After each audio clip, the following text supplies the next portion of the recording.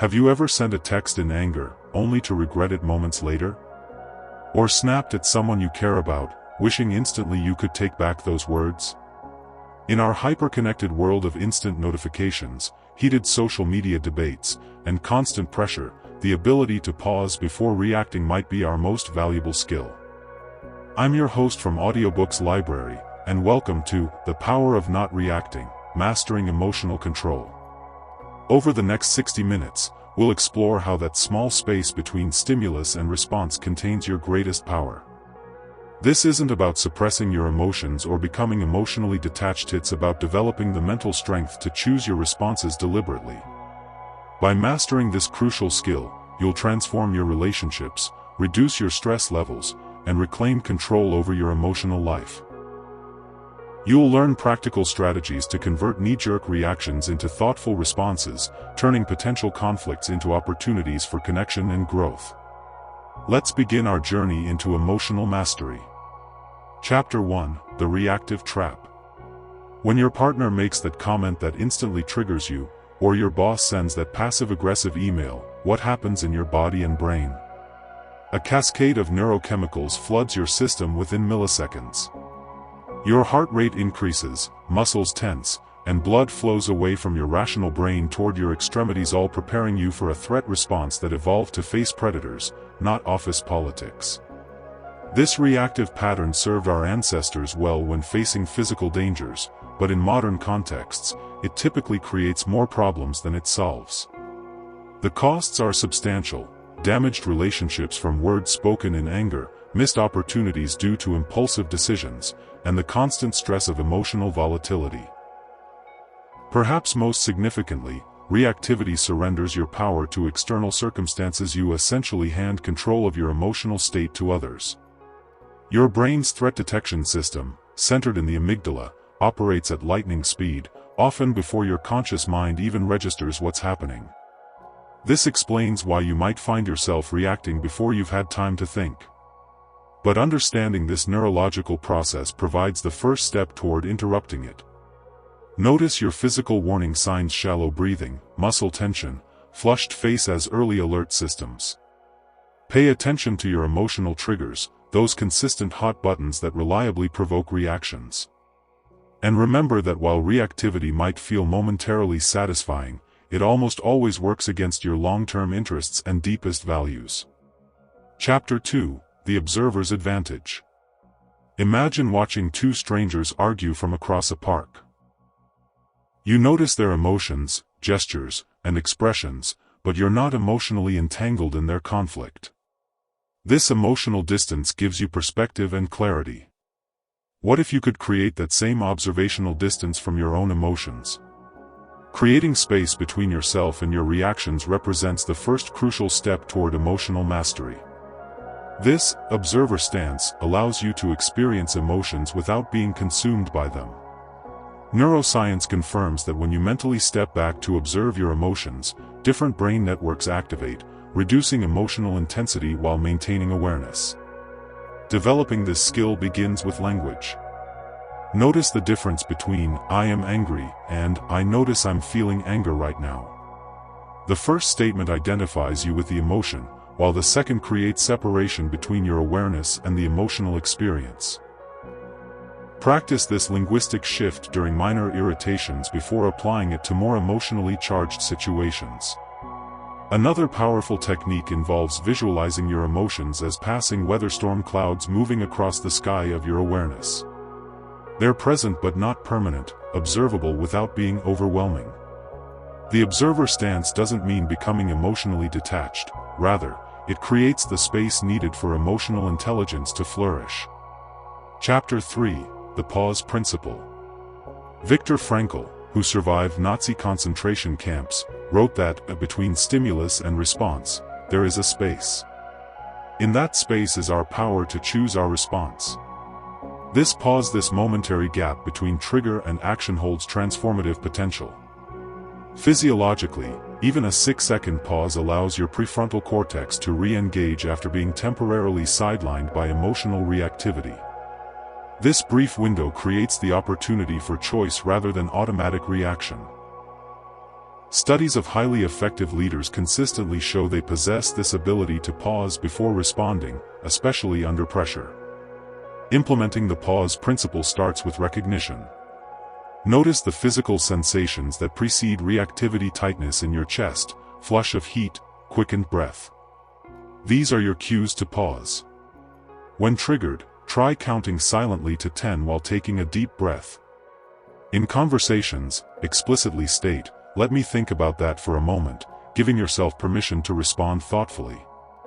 For digital communications, adopt the 24-hour rule for emotionally charged emails or messages.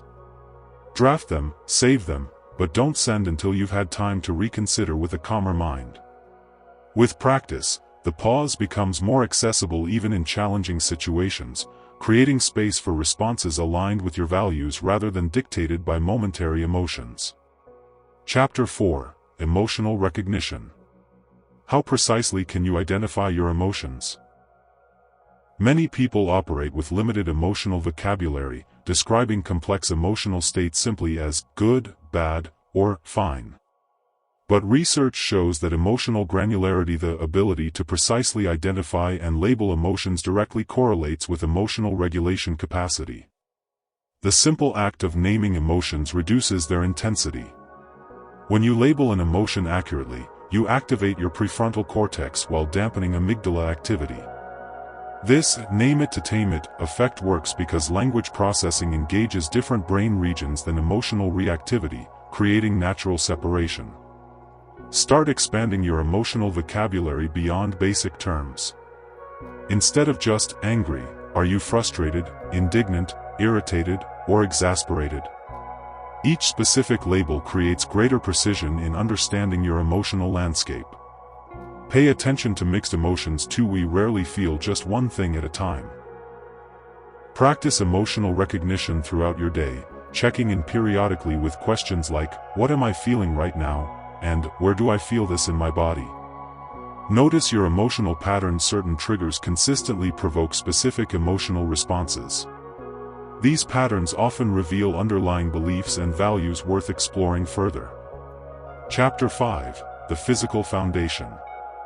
Your emotional control system doesn't operate independently of your physical state. In fact, your physiological condition powerfully influences your ability to regulate emotions.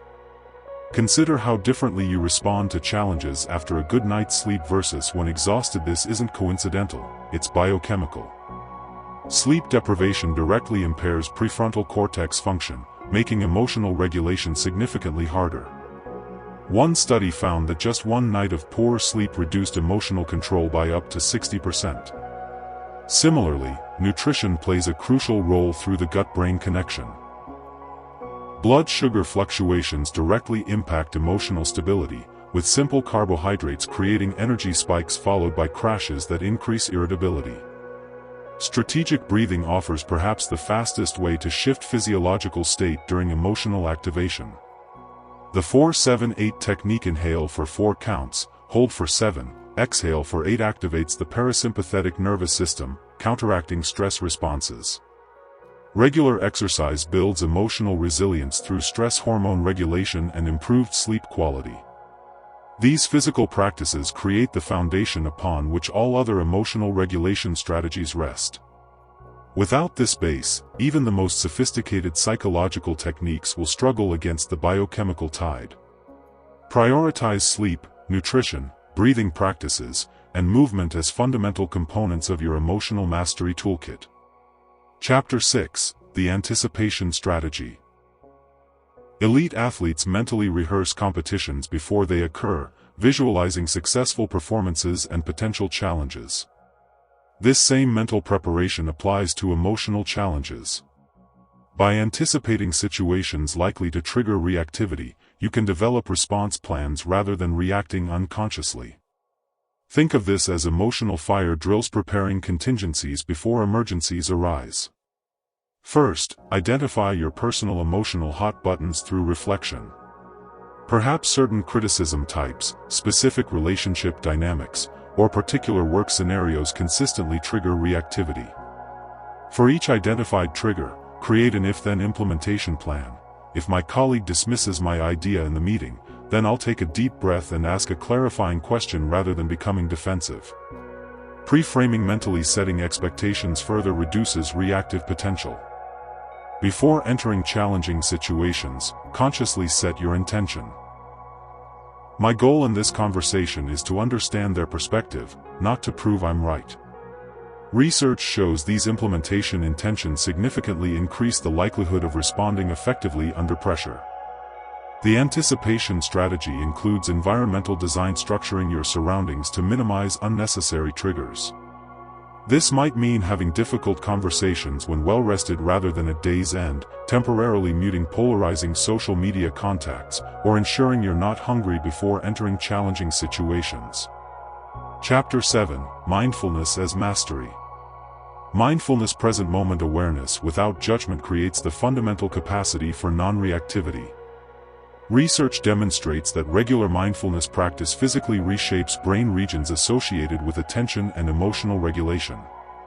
MRI studies show increased gray matter density in the prefrontal cortex and reduced reactivity in the amygdala after just 8 weeks of consistent practice. Begin with simple breath awareness. For 3 minutes daily, focus attention on your breathing. When mind wandering occurs, which it will, gently redirect attention back to breath without self-criticism. This basic practice strengthens attention control, the foundation of emotional choice. Gradually extend practice duration as the skill develops. Informal mindfulness involves bringing present awareness to everyday activities. While washing dishes, fully experience the sensations: water temperature, soap texture, sounds. While walking, notice footfalls, surrounding sights, and bodily sensations rather than being absorbed in thought. These regular awareness anchors build the habit of presence. The goal isn't to eliminate thoughts or emotions but to change your relationship with them. Through mindfulness, you develop the capacity to experience emotions without being defined by them. This non-identification creates space for choice, the essence of emotional mastery, allowing you to respond skillfully rather than react automatically. Chapter 8: The Communication Shift. Communication patterns either amplify or diminish emotional reactivity. Reactive communication includes blame statements, "You always interrupt me," absolute language, "You never listen," and mind reading, "You don't care about my opinion." These patterns trigger defensiveness in others while intensifying your own emotional state. Non-reactive communication begins with ownership language. Replace "You made me angry" with "I feel frustrated" when meetings run past scheduled end times. This shift acknowledges your emotional experience without attributing blame. Practice curiosity rather than certainty in conversations, using phrases like "I'm wondering about" or "Help me understand." These openings invite dialogue rather than debate. Strategic silence creates space for thought during charged conversations. Rather than rushing to fill conversational gaps, allow pauses for reflection. Master validation, acknowledging others' perspectives without necessarily agreeing with them. "I can see why you might feel that way, given your experience." This validation often de-escalates emotional intensity. Remember that non-reactive communication doesn't mean avoiding difficult topics. Rather, it means addressing important issues from a centered state rather than emotional reactivity. The goal is effective communication that builds understanding rather than creates additional conflict. Chapter 9: Thought Management. Your thoughts directly generate your emotions. This connection operates instantaneously. Interpret a situation as threatening, and your body initiates stress responses. Change the interpretation, and physiological responses shift accordingly. Cognitive scientist Aaron Beck found that it's not events themselves but our interpretations that create emotional reactions. Cognitive distortions fuel emotional reactivity.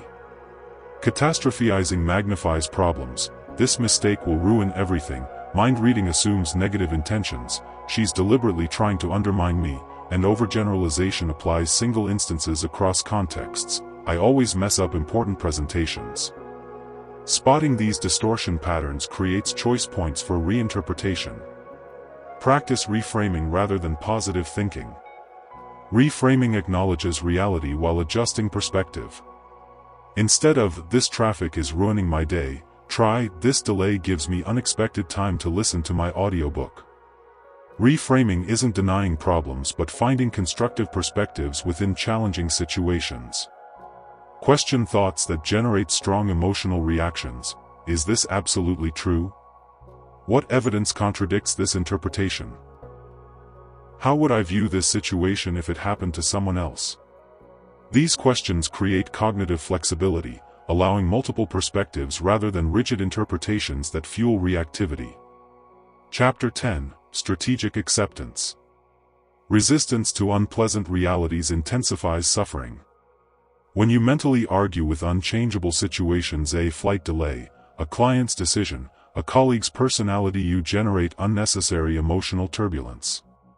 Strategic acceptance doesn't mean resignation but rather clear-eyed acknowledgement of current reality as the essential starting point for effective action. Begin with the acceptance statement: "At this moment, this situation is exactly as it is." Notice the emotional shift this creates compared to resistance thoughts like, "This shouldn't be happening." Apply the modified serenity wisdom: accept what you cannot change, change what you can, and develop the wisdom to distinguish between them. Acceptance extends to emotional experiences themselves. Rather than judging emotions as good or bad, practice allowing their presence while choosing your response to them. The paradox of acceptance is that embracing difficult emotions often diminishes their power, while resistance amplifies their intensity and duration. This approach isn't passive, it's the clear-headed starting point for effective action. By accepting reality as it is rather than fighting against it, you conserve emotional energy for productive responses. Strategic acceptance represents emotional efficiency rather than surrender. Chapter 11: Purpose-Driven Response. Purpose transforms reactivity into meaningful action. When caught in emotional reactions, you're driven by immediate feelings rather than enduring values. Purpose-driven response redirects attention from temporary emotions to lasting principles. Viktor Frankl observed that people can endure almost any hardship if they find meaning within it. Identify your core values, perhaps integrity, compassion, growth, or excellence, and use these as decision guides during emotionally charged moments. Create purpose reminders, physical objects, phone backgrounds, or brief statements that reconnect you with deeper intentions during challenging interactions. When emotionally triggered, ask yourself, "What matters most here?" or "Who do I want to be in this situation?" These questions elevate perspective beyond immediate emotional relief toward meaningful action. They transform potential reactivity into opportunities for living your values more fully. Purpose creates meaning from difficulty. Ask what growth opportunity exists within challenging situations, converting potential reactivity into purposeful development. This meaning-making transforms emotional triggers from threats into invitations for deeper engagement with what truly matters to you. Chapter 12: Social Intelligence. Emotional mastery includes understanding others' emotional states. Social intelligence, accurately reading others' emotions while managing interactions, skillfully prevents unnecessary conflicts while building meaningful connections. Research shows emotionally intelligent individuals achieve greater professional success and relationship satisfaction precisely because they navigate social complexities effectively. Develop perspective taking by regularly asking, "How might this situation look from their position?" This cognitive empathy creates space for understanding rather than judgment. Practice emotion recognition in others, noticing facial expressions, body language, and vocal tone changes that signal emotional shifts. Master de-escalation techniques for emotionally charged interactions. Mirror calm body language, speak in measured tones, and acknowledge others' perspectives before offering your own. Remember that emotional states are contagious. Your non-reactivity can positively influence group dynamics during tense situations. People who provoke your reactions often carry unresolved emotional patterns themselves. Understanding this doesn't excuse inappropriate behavior but provides context that reduces personal reactivity. When you recognize that difficult behaviors often stem from others' pain or fear, compassion naturally arises, diminishing defensive reactions. Chapter 13: Digital Discipline. Our devices present unique emotional regulation challenges. Social media algorithms specifically amplify emotionally provocative content to increase engagement. Notification systems trigger dopamine hits that create compulsive checking habits. These design features deliberately bypass rational thought to encourage reactivity. Implement structural solutions rather than relying solely on willpower. Create device-free zones and times in your life, perhaps no phones in the bedroom or no email checking before breakfast. Use technology tools that support intentionality, screen time limits, notification blocks, and social media feed filters that reduce exposure to triggering content. Develop digital response protocols. For potentially reactive communications, draft messages then wait before sending. Even a 5-minute delay can prevent regrettable reactions. For social media, adopt the scroll past discipline when encountering triggering content rather than engaging. Remember that text-based communication lacks emotional context cues, making misinterpretation more likely. For emotionally complex topics, consider whether voice or in-person communication would better serve the conversation. Digital tools can enhance connection when used mindfully but often amplify reactivity when used impulsively. Chapter 14: Crisis Control. Crisis situations test emotional mastery most intensely. During genuine emergencies, stress responses narrow attention while amplifying emotional intensity. Without preparation, these natural responses can undermine effective action when it matters most. Crisis control requires pre-established protocols that guide behavior when thinking becomes difficult. Develop personal emergency response plans, predetermined steps for handling intense emotional situations.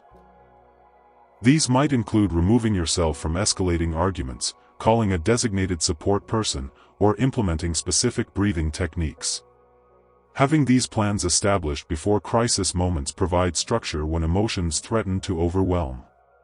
Practice stress inoculation, gradually exposing yourself to manageable challenges that build resilience for larger ones. This progressive training approach develops confidence in your ability to handle emotional intensity. Military and emergency services personnel use these techniques specifically to maintain functionality under extreme pressure. Remember that crisis control doesn't mean eliminating emotions but rather functioning effectively alongside them. The goal is emotional management, not emotional elimination. Even intense feelings can coexist with effective action when you've developed the capacity to experience emotions without being controlled by them. Chapter 15: The Practice Path. Mastering emotional control requires consistent practice within a structured development approach. Begin by selecting one specific reactive pattern to transform, perhaps impatience in traffic, defensiveness with a particular colleague, or anxiety around financial discussions. Starting with a clearly defined focus creates measurable progress rather than attempting global personality change. Implement daily micro-practices, brief exercises that build non-reactive habits. These might include 3 mindful breaths before checking email, pausing before responding to texts, or implementing a daily emotional check-in. Small, consistent practices create more lasting change than occasional intense efforts. Track progress through journaling or a habit tracking app to maintain motivation through visible improvement. Build accountability structures supporting your development. Share your non-reactivity goals with trusted others who can provide feedback and encouragement. Remember that mastery develops through progressive approximation. Celebrate incremental improvements rather than expecting perfection. Each reactive moment becomes not a failure but valuable feedback, highlighting areas for continued growth. The capacity for emotional choice strengthens with every deliberate response, gradually replacing automatic reactivity with conscious choice. Throughout human history, the greatest philosophers and wisdom traditions have recognized that our power lies not in controlling external events but in mastering our responses to them. By developing the capacity to pause before reacting, you reclaim authority over your emotional life. This mastery transforms not only your inner experience but your relationships, work, and impact on others. We've explored numerous practical strategies from the observer stance and the pause principle to purpose-driven response and social intelligence. Each represents a different facet of emotional mastery, offering multiple entry points for developing greater self-regulation. The key lies not in perfectly implementing all these approaches but in consistently practicing those that resonate most with your specific challenges. Begin with awareness, simply noticing your reactive patterns without judgment. Then introduce the pause, creating space between trigger and response. From this foundation, explore emotional recognition, thought management, and the other tools we've discussed. Remember that mastery develops progressively through consistent practice rather than overnight transformation. The space between stimulus and response, that momentary pause containing infinite possibility, represents the essence of human freedom. In cultivating this space, you develop perhaps life's most valuable capacity, the ability to choose your response rather than being driven by reaction. This isn't just a psychological skill but a profound approach to living with greater intention, connection, and impact. Thank you for joining me on this exploration of emotional mastery. If you found value in these ideas, please subscribe to Audiobooks Library for daily audiobooks on personal development, emotional intelligence, and psychological mastery.